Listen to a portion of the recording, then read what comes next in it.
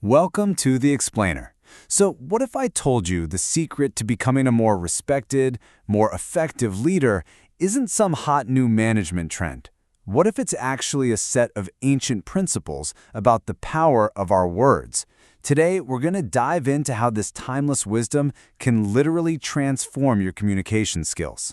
We've all seen it, right? Someone just commands a room with their words, and you can't help but think, wow, they were just born that way. It's so common to think that powerful speaking is some kind of natural gift. But what if that's a complete myth? Well, the source material for this explainer says pretty clearly that the path to truly influential communication, it has nothing to do with genetics or luck. It's a skill, a trainable skill, and that means it's something anyone can learn, as long as you're willing to practice a few core, really time-tested ideas. So we can actually distill all these ancient teachings down into a really simple, actionable framework. I want you to think of it like a three-legged stool, Each leg is absolutely essential for balance and strength.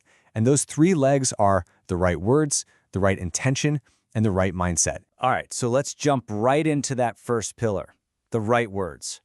This is, you could say, the foundation of the whole framework because, well, everything starts with the actual words we choose to say. Okay, so this first concept has a name from the ancient Pali language. It's called Vatsa Sufasita, and it basically translates to well-spoken speech. Now, this isn't just about sounding fancy or eloquent. No, it's about the actual quality, the substance of your words. And it's all guided by 5 key elements. And here's how you put it into practice. I love this part. You can think of these 5 elements like 5 gates that your words have to pass through before you actually speak. You got to ask yourself, is it true? Is it polite? Is it actually beneficial? Is it spoken with kindness? And maybe most importantly, is this the right time? And when you actually start doing this, the effect it's profound. You start building trust, right? Because people learn that what you say is truthful. You find you can persuade people without being aggressive, all because your approach is polite and kind. And you just add real value to every single conversation because what you're saying is genuinely helpful and timed just right. Okay, so that's pillar 1. Now let's move on to the second pillar, and you'll see how this all builds. Because, great communication isn't just about what you say. It's really about why you're saying it. This is all about the intention that's driving your words. And this is where our source material makes a really powerful distinction.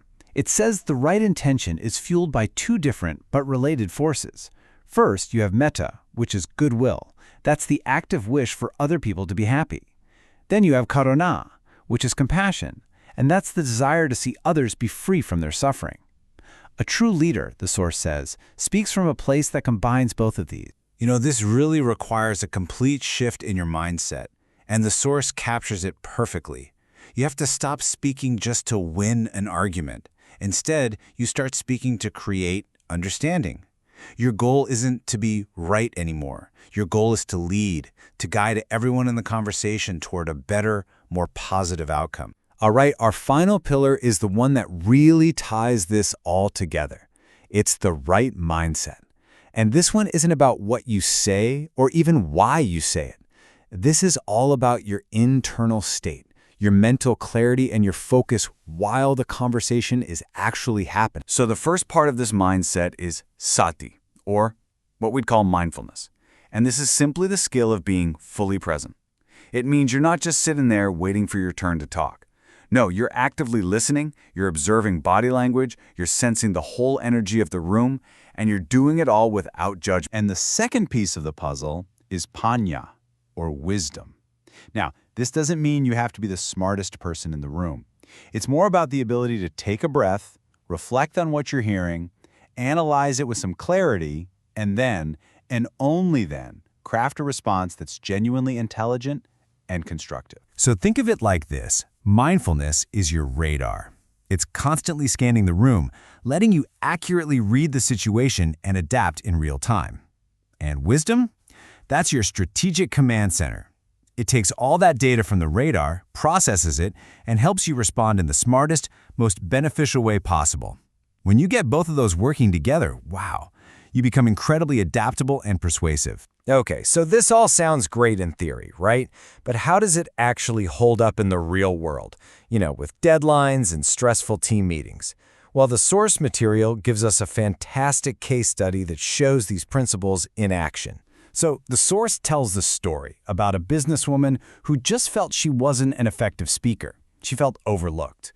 But then she started consciously applying these 3 pillars to her everyday interactions. And the transformation was, frankly, remarkable. She went from being just another person in the room to a truly respected leader. And here's a look at exactly how she did it. In a really tough client negotiation, she used Pillar 1, the right words, by being totally truthful with information. And she combined it with Pillar 3, the right mindset, by listening with complete mindfulness. And what happened? A win-win deal that satisfied everybody. Then, when it came time to give her team some feedback, she focused squarely on Pillar 2, the right intention, leading with kindness and compassion. The result? She became a leader her team didn't just respect, but genuinely trusted. And this brings us to what is really the core takeaway from the source material. A great speaker, they aren't defined by having a huge vocabulary or some super polished delivery. No, they're defined by speaking with mindfulness, with wisdom, and with what the source beautifully calls a beautiful heart. Ultimately, this whole framework is about so much more than just public speaking.